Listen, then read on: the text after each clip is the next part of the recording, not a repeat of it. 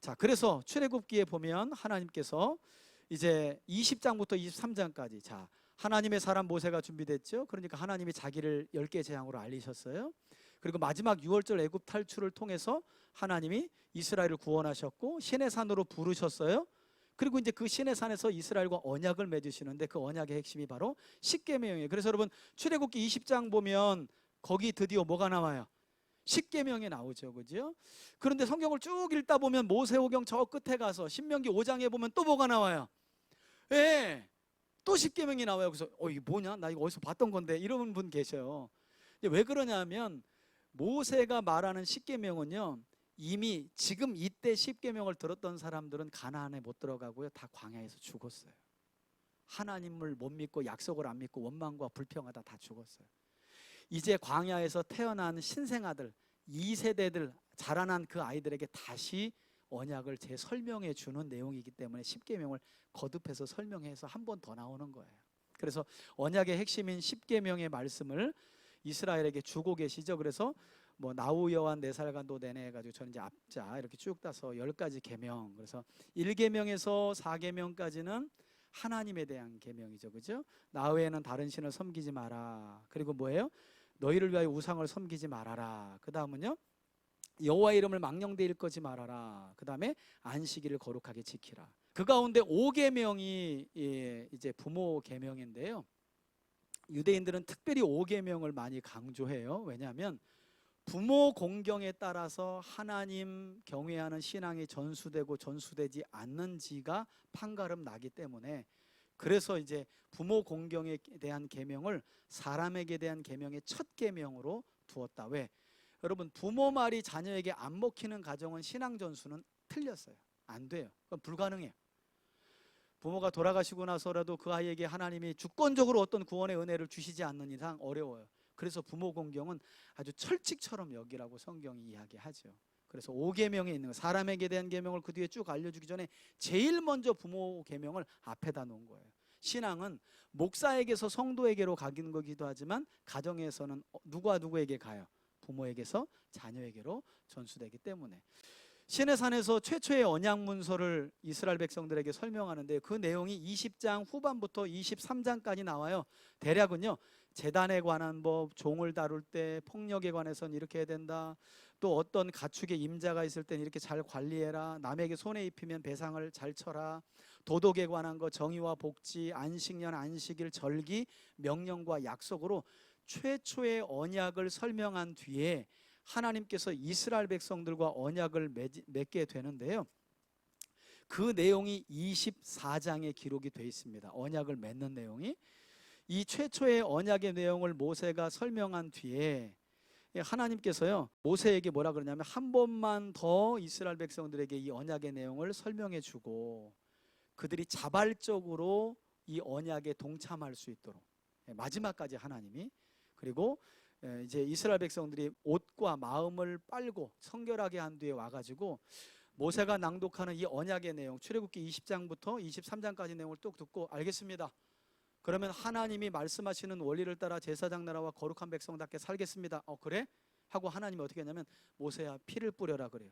짐승의 피를 잡아가지고요, 백성들을 향해서 한번 뿌리고 하나님의 제단을 향해 뿌려요. 이거는 이제 누가 죽지 않는 이상 이 언약은 깨어지지 않는다는 거예요. 또는 이 언약을 깨면 뭐 한다는 거예요? 죽는다, 이런 뜻이었어요. 그렇게 언약이 이스라엘과 하나님 사이에 맺혀지는 거예요. 이제 그리고 그 언약이 맺혀지게 되자 아까 이제 제가 설명드린 대로 하나님께서 너무너무 기뻐가지고, 여러분 이런 내용은 정말 흔하지 않거든요. 언약이 맺혀지니까 하나님 믿고 따르겠다는, 하나님이 살아계심을 세상에 드러내겠다고 나선 민족 결단을 하나님이 얼마나 기뻐하셨는지 출애굽기 24장에 보니까 이날 하나님께서 하나님의 모습을요, 이스라엘 장로들과 지도자들 몇몇에게 보여주셨대. 그리고 더 기가 막힌 건 뭐라고 이렇게 나와요? 하나님이 이스라엘 자손들의 존귀한 자들에게 손을 대지 아니하셨대.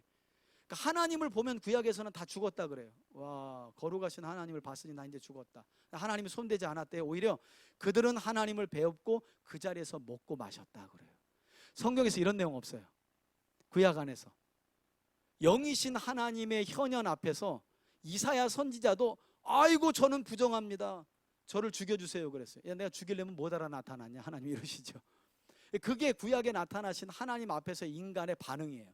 근데 하나님이 이스라엘과 맺은 언약이 얼마나 기쁘셨으면 그 자리에서 잔치를 벌이셨다는 거예요. 그냥 하나님을 드러내놓으신 거예요.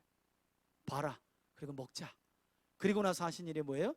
이제 하나님이 이스라엘 백성들 가운데 함께 거할 성막, 증거막을 건축하는 내용이 25장, 26장, 27장, 28장, 29장 그리고 30장, 31장까지 성막과 성막 안에 들어갈 성막의 기구들에 대한 설명을 하나님이 식양을 다 설명을 해주시는 내용이에요. 지금 모세는 금식 중에 이 성막에 대한 설명을 듣고 있습니다. 그런데 갑자기 하나님이 설명을 잘 해나가고 있는데 모세야! 이런 거예요. 모세가 얼마나 놀래. 왜요? 하나님 뭐 설명 잘못됐어요? 근데 그게 아니라 빨리 내려가라는 거예요. 왜요? 모세가 힘도 없어. 지금 약간 저처럼 10kg를 뺐더니 약간 희마리가 없대. 모세는 더 했겠죠. 40일 금식을 하는 가운데 하나님의 지금 이 말씀을 듣고 있으니까. 가만히 보니까 저 아래에서 너를 기다리던 백성들이 네 형 아론과 하나가 돼가지고 금송아지 만들었다는 거예요. 여러분 10계명 피로 언약을 맺을 때 첫 번째가 뭐예요? 나 외에는 다른 신을 섬기지 말라. 두 번째가 우상을 만들지 말라. 하늘에 있는 것이나 땅 위에 있는 것이나 땅 아래 물에 있는 어떤 형상으로도. 여러분 유일하게 하나님이 하나님의 형상이 담겨지도록 허락한 게 뭔지 아세요? 왜 저를 보세요? 여러분인데. 여러분 하나님이요 다른 거에는 하나님의 형상이 담겨져 있는 거 아주 끔찍하게 싫어하세요. 물고기로도 만들지 말고 사자로도 만들지 말고 소로도 만들지 말래요. 그런데 그런 하나님이 그분의 형상을 우리 안에 담아 놓으셨어요. 그러니 우리가 얼마나 존귀한 사람이에요. 이런 신앙교육을 통해 사람을 볼 줄 알아야 되는 거예요. 얼마나 존귀한 사람이에요. 하나님이 그 누구에게도 형상을 허락하지 않았다니까요. 유일하게 하나님의 형상이 담겨진 사람이 우리 인간입니다. 결국 금송아지 사건 때문에 모세가 내려갑니다. 그리고 모세가 이렇게 언덕에서 보니까 형 아론하고 금송아지 만들어가지고 애굽에서 우리를 구원한 신이다. 이게 여호와다. 그리고 난리가 났어요. 그래가지고 모세가 신경질이 나가지고 하나님의 심정을 담아가지고 첫 번째 돌판을 어떻게 확 집어던지죠. 이게 바로 첫 번째 언약이 어떻게 깨어지는 거예요. 그래서 성경에 보니까 34장에 가서 두 번째 돌판이 다시 새 언약이. 그래서 어떤 구약학자들은 이미 출애굽기 안에서 이스라엘과 맺은 옛 언약은 깨질 그림자를 보여주고 있고 그리스도를 통해 맺게 될 새 언약의 그림자가 이미 출애굽기부터 그림자처럼 나오고 있구나. 첫 번째 돌판이 깨지고 하나님이 똑같은 거 만들어 오라고 하고 하나님이 똑같이 기록해 주세요. 그게 새 언약이에요. 새 돌판이에요. 그래서 그 언약이 맺혀지게 되죠.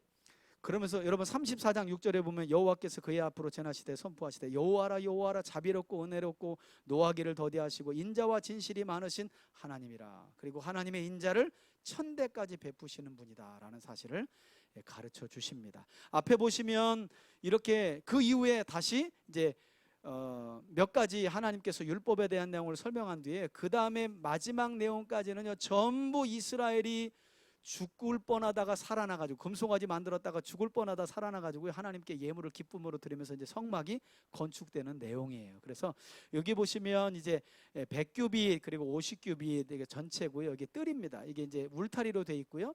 이쪽이 동쪽이 문인데요. 들어가면 번제단, 재물을 태워드리는 번제단이 있고요.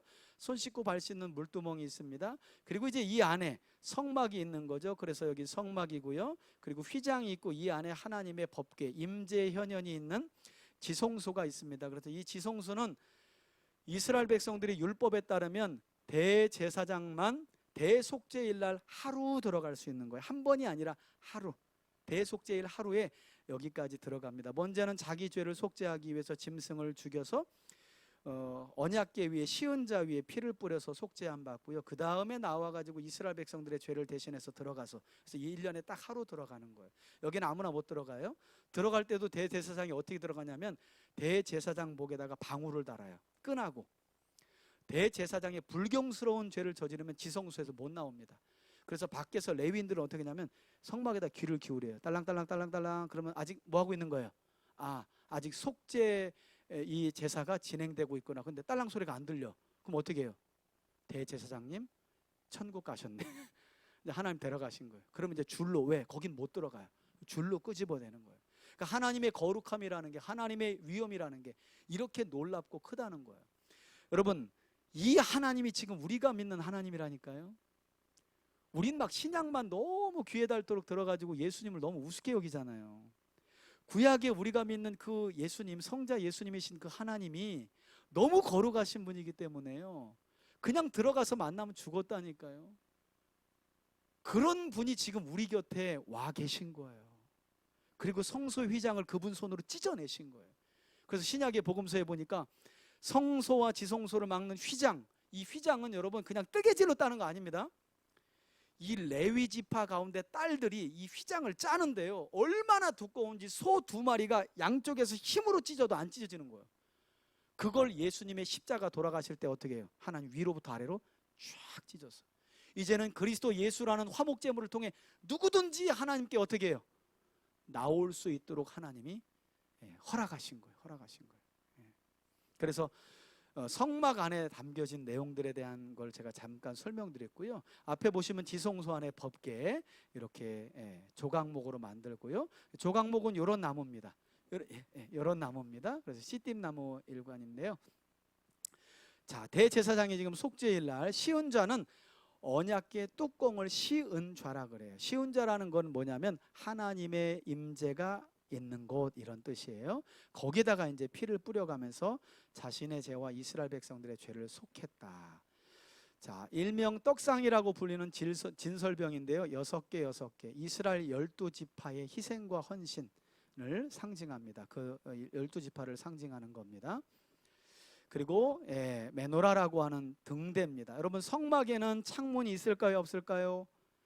창문이 없습니다. 성막은 4개의 덮개로만 돼 있어요. 창문이 없습니다. 유일하게 성막 안에 빛을 비추는 게 바로 이 등대입니다. 등대. 감람유로 등을 밝혔고요. 성막에서 제사할 때 필요한 여러 가지 기구들이고요. 성막 전체 모형이고요. 이런 모형입니다. 덮개는 이렇게 돼 있어요. 이렇게. 맨 마죽은 해달 가죽으로 비가 올 때 이렇게 방수 차원에서 하나님께서 나름대로 참 지혜롭게 성막을 건축하게 하셨습니다. 널판을 보면 이제 성막을 이 기둥과 벽을 감당하는 널판들이 이렇게 만들어졌고요. 내부 모습을 위에서 보면 이렇게 되어 있고요. 그리고 지성소 안의 모습이 이런 모습으로 되어 있고요. 휘장이 이런 모습으로 이 천사의 그림이 이렇게 그려져 있고요. 번제단은 노수로 이렇게 만들어져 있습니다. 그래서 조각목을 노수로 싸가지고 이렇게 번제단 제물을 태우는 곳이고요. 제사장들이 입었던 복장이거든요. 이것도 다 성막을 만드는 과정 중에 이렇게 제사장 복장도 만들라고 나옵니다. 거기에 보면 이제 하나님을 대신할 때, 그러니까 대제사장이 하나님의 뜻을 전할 때는 이렇게 에봇이 달린 청색 옷을 입고 나옵니다. 그러나 속죄일 같은 경우에 백성의 죄나 자신의 죄를 가지고 하나님께 나아갈 때는 이렇게 흰색 복장을 입는 거예요. 그래서 복장이 좀 다릅니다. 그래서 이걸 만들라고 하고, 이걸 만든 내용도 출애굽기 28장에, 그리고 하나님의 뜻을 물을 때 우림과 둠림, 요 보자기에 주머니에다가 일종의 이제 주사위 같은 거 넣고 하나님 전쟁을 할까 말까요? 기습할까요, 말까요? 이런 문제가 우리 이스라엘 가운데 문제가 있는데 이 문제는 어떻게 할까요? 요렇게 할까요, 요렇게 할까요? 물을 때 대제사장 요 포켓 안에다가 뜻을 넣고 이렇게 묻는 거예요. 우림과 둠림이라는 걸 가지고. 그래서 하나님의 뜻을 물을 때 이것을 가지고 이스라엘이 물었다. 분향단, 지성소 휘장 앞에 있는 분향단이고요. 이 분향단은 신약으로 와가지고 이제 성도들의 기도다. 그러니까 이제 이 성소 안은요 항상 이렇게 연기가 자욱하게 되어 있어요. 그래서 향을 피워가지고 올려드리는 겁니다. 그래서 나중에 이 분향단이 성도들의 기도라고 이 신약 시대에 이렇게 적용을 해서 가르치고 지금도 이제 우리에게 가르치는데요. 한 가지 특징은 이제 요한계시록으로 가면 7인 7나팔 7대접의 진노가 마지막 때 이 땅에 부어지거든요. 근데 항상 하나님의 진노가 부어지기 전 성경이 뭘 이야기하냐면 땅으로부터 교회와 성도들에게 기도가 올라가요. 하나님 너무 힘들어요. 믿음을 지킨다는 게 너무 힘들어요. 하나님 고통스러워요. 이제는 빨리 와주세요. 그러면 하나님이 그걸 들으시고 그 다음에 진노가 부어져요. 그게 계속 반복돼요. 자, 성막을 들어갈 때 손과 발을 씻는 물두멍이 나오고요. 아까 말씀드린 것처럼 이 식양을 듣는데 언약이 파기된 거예요. 32장에서 33장까지. 그래서 첫 번째 언약이 깨어지고 다시 새 언약이 맺게 되어지는 과정을 제가 설명을 드렸습니다. 그리고 34장에서 40장까지는요 성막 건축과 봉헌하는 내용이 기록이 되어 있고요. 성막에 사용된 물건을 보면 이렇습니다. 금속, 나무, 직물, 가죽, 기름, 향료, 보석. 이거 다 어디서 났어? 여러분 출애굽 때를 보시면 하나님이 10개의 재앙을 내리실 때 다 애굽 사람들에게 나가는 이스라엘 백성들에게 뭘 주라 그래요? 다 보물 이런 걸 다 주어서 보냈어요. 그러니까 하나님이 없는 것 중에 짜가지고 헌금하라고 안 그러세요. 하나님이 주신 것 중에 일부를 드리라고 하는 거예요. 이 일이 있고 나니 이스라엘이 얼마나 죽을 뻔하다 살아났잖아요. 금송아지 만들다가. 그래가지고요 헌금한다고 줄을 섰는데 하루는 부살렐과 오홀리압이 왔어요. 모세요, 이제 그만 받으세요. 이거 헌금 개수하다가 성막은 건축도 못 하겠습니다. 완성된 모습입니다. 이제 제사도 드려지고 있죠. 동쪽에 문이 있어요. 이제 하나 더 성경의 용례를 여기서 알려드리면, 여러분 성경에서 나오는 동쪽은 문자적으로 사방위, 동서남북의 의미가 있고요. 항상 동쪽은요 성경의 용례상 숨어있는 의미가 있는데 뭐냐면 하나님의 반대편에 있는 겁니다. 그래서 이방 나라 하면 항상 뭐예요? 동쪽이에요. 그래서 이스라엘이 타락했다 그러면 선지서에 나오는 게 너희가 동방 풍속을 쫓아 그래요. 그러니까 이방 나라의 풍속을 쫓았다는 거예요. 자, 그래서 하나님께로 가려면 동쪽을 등지고 동쪽 문을 지나서 어디로 가야 돼요? 서쪽으로 가는 거예요. 그래서 여러분 처음부터 생각해 보면 에덴 동산에서 타락한 아담과 하와가 에덴 동산에 어디로 나왔대요? 그렇죠. 동쪽으로 나간 거예요. 자, 아벨을 죽인 가인이 어디로 갔대요? 동쪽으로 가죠. 그래서 동쪽은 항상 성경 안에서, 그렇다고 또 동쪽만 나오면 와 이렇게 하면 안 돼요. 어떤 때는 실제 방위적인 의미로 동쪽이 있고 어떤 의미는 그 안에 지금 하나님 반대편으로 가고 있다는 의미구나. 자, 그래서 여기서 중요한 게 성경의 용례도 공부해야 돼. 여러분 왜 예수님이 태어나실 때 동방박사가 왔을까요? 예수님은 이스라엘의 구원자뿐만 아니라 하나님을 등지고 떠났던 모든 이방인들, 인류의 구원자로 오셨기 때문에 이방인들의 대표로 동방박사들이 온 거예요. 동쪽에서 이제 예수님을 통해서 하나님을 등지고 떠났던 사람들이 뭐 하는구나, 돌아오고 있구나를 알려주고 있는 시그널이에요. 시그널. 성경을 이렇게 알면 너무너무 재밌습니다. 자, 출애굽기 정리입니다. 하나님은 아브라함과 맺은 언약을 잊지 않으셨다. 약속대로 야곱 가족은 큰 민족을 하나님이 만드셨고요. 출애굽을 위해 고난의 시간을 주셨고, 고난의 시간 동안 모세를 준비시키셨고, 그리고 온 세상에 자신을 계시하셨고요. 유월절을 통해 구원하셨고, 신의 산으로 부르셔서 제사장 나라와 거룩한 백성을 세우셨고요. 그리고 금송아지를 통해 언약이 깨졌지만 하나님이 다시금 자비롭게 언약을 맺으셨고요. 그리고 모세의 중보로 하나님은 이스라엘과 다시 언약을 맺어요. 나중에 민수기 가보면 알지만 참 모세가 위대한 건 무슨 일이 있으면 엎드려요. 아론과 함께. 참 교회는 그런 사람들이 있으면 한두 사람만 있어도 살아요. 가정도요 엎드리는 사람이 없어서 망하는 거지 한 사람만 엎드리면 살아요. 모세하고 아론 두 사람이 엎드려가지고 200~300만이 살았다니까요. 벌써 진멸되고 없어질 사람들이었어요. 모세가 또 한 번 살릴 때 하나님이 비겨라, 내가 싹 다 진멸시키고 새로운 민족 만들게. 하나님, 그러면 지금 모든 민족들의 애굽에서 나온 우리를 주목하고 있는데 9시 뉴스에 나옵니다. 하나님이 구원해갖고 광야에서 다 때려 죽였다고. 그 소리 듣고 싶으세요? 하나님이 참을까? 그런 보류, 몇몇 고집스러운 놈들만 죽이고 하나님 또 가는 거예요. 그리고 이스라엘과 언약을 다시 맺으시고요. 성막 짓고, 그래서 하나님이 원하시는 건 하나님의 여호와 삼마예요. 하나님이 함께하고 싶은 거. 여기까지가 출애굽기의 정리입니다.